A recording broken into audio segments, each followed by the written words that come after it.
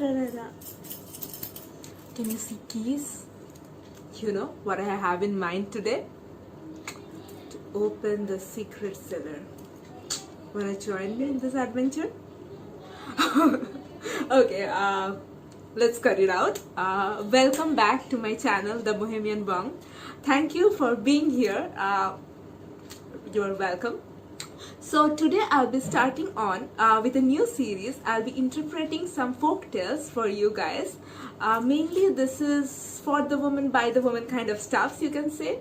So I will be introducing you to one folk tale and I'll be analyzing with you that archetypes in there. So basically I wanted to do this stuff for a long time, but you know, it's not my research, so I was like a bit skeptical whether I'll be doing it. So wait, let me show you. Here is this book. It will be in verse because I'm using the front camera. Women Who Run with the Wolves by Clarissa Pinkola Estes. So this one book changed my life and changed it for good. Trust me, it did. I mean, like, I think every woman on earth or Mars or whatever planet you are in, if you are hearing this, you gotta read this. And any man who's also watching this video, tell your friend, tell your sister, tell your wife, tell your girlfriend, tell your mother, tell your daughter to read it once in their lifetime. So I came across this story that I'm going to share with you today from this book only, and it actually helped me unlock some of the patterns I was going through, mainly in relationships and in dating. Okay, so it really helped me. So today I will share the story of Bluebeard. So what I was saying, that I was a bit skeptical about using this stuff. This is the research of this Jungian analyst Clarissa Pinkola. It's not mine, but it had a profound impact on me. And I go on telling all my friends and people I know, I'm like, guys, girls, read this book. I mean, like, I don't know who are reading this, who have listened to me, or reading this from somewhere else, being told by someone else. I don't know, but I thought I can add value to you in the form of video, because most of the people in our generation, they are much more into YouTubing, like not into reading and stuff. So I mean, like, books are a thing of history. You call it, I don't. I love books. So today I will share the story of Bluebeard with you as entertainingly I can. I mean, like, I'm not that much of a public speaker, you know.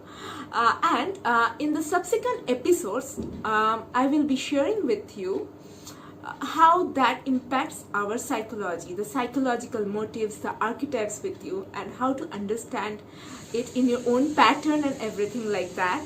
And along with that, I would also tell you my personal story. Not in the most rawest form, I don't know, like, I can't take the names of people, but I will share my personal journey and how it helped me. Okay, without further ado, let's begin. So this Bluebeard, the story is of this failed magician, you can say. He had a blue beard kind of thing. Okay, he was a very royal kind of a person. The beard was very indigo. Which blue? This. I think this blue looks good. No? I have a thing for blue also.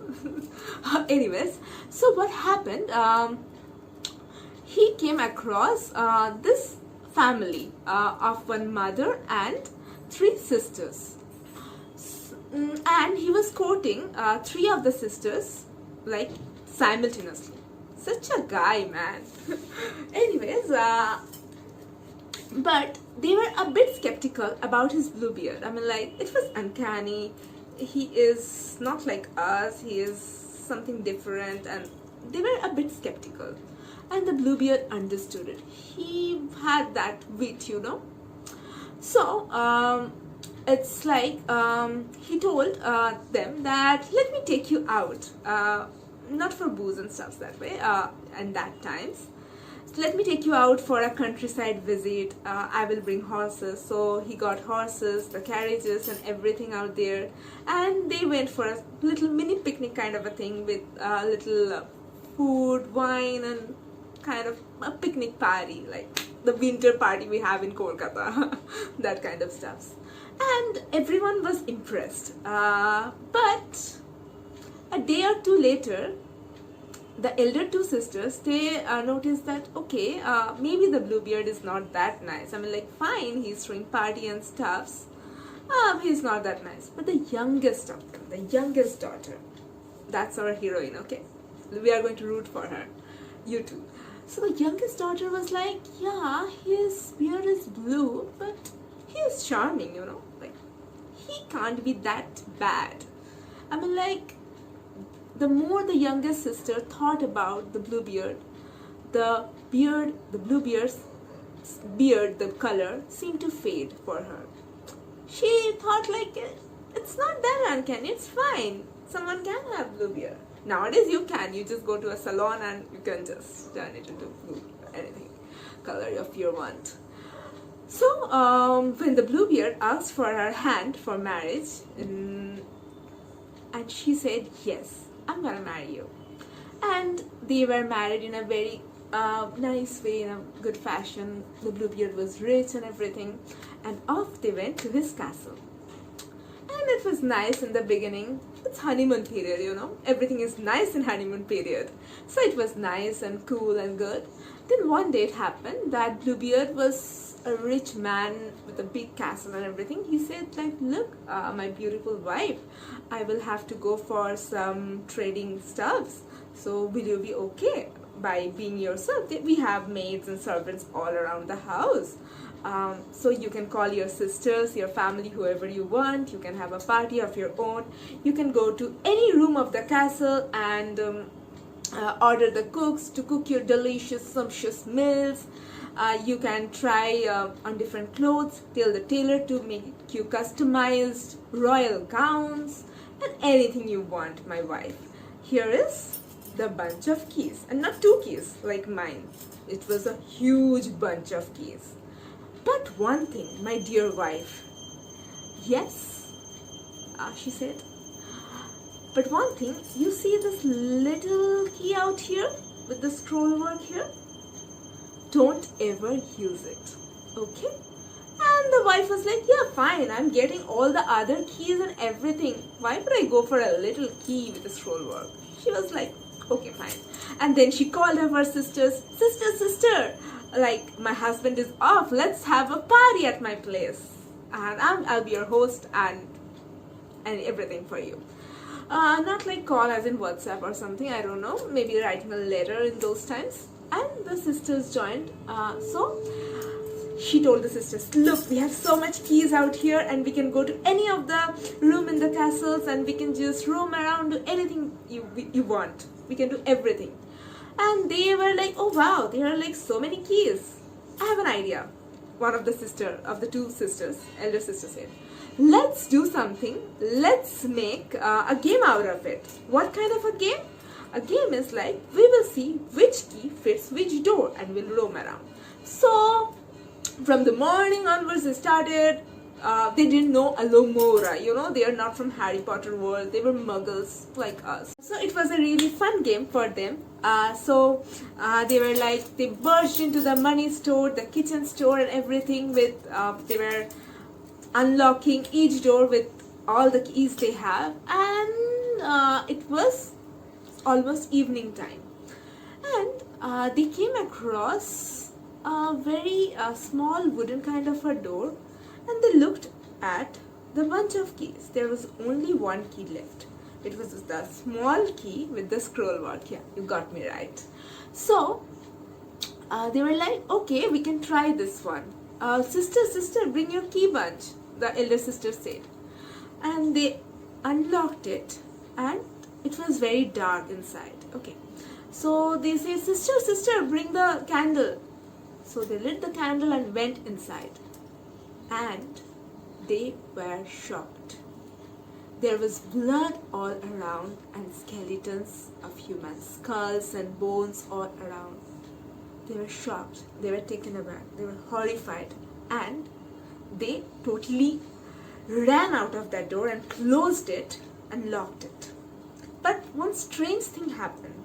The youngest of the daughter, the wife, had kept the key bunch in her gown's pocket or something like that.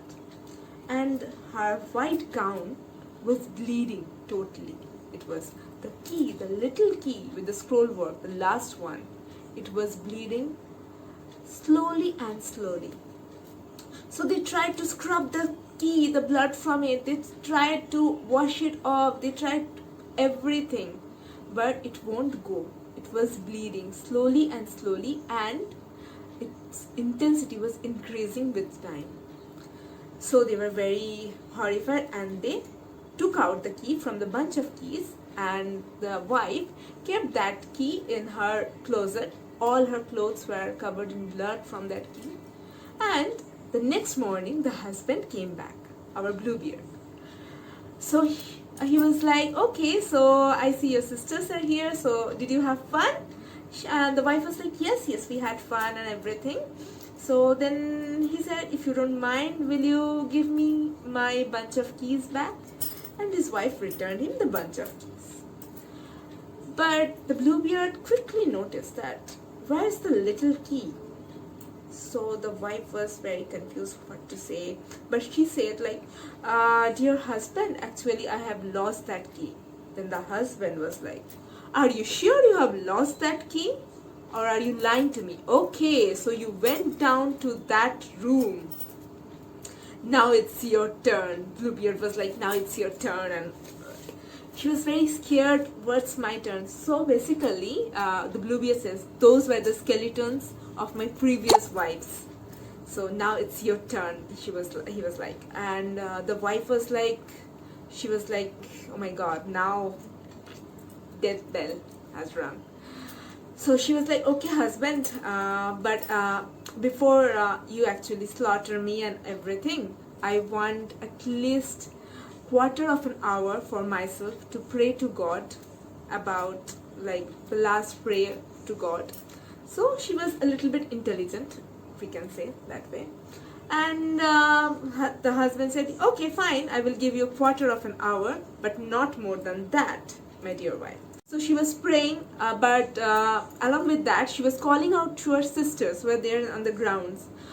Can you see our brothers coming? Can you see our brothers coming? She was like that. She was calling to her sisters. And the sisters were like, no, we can't see our brothers coming.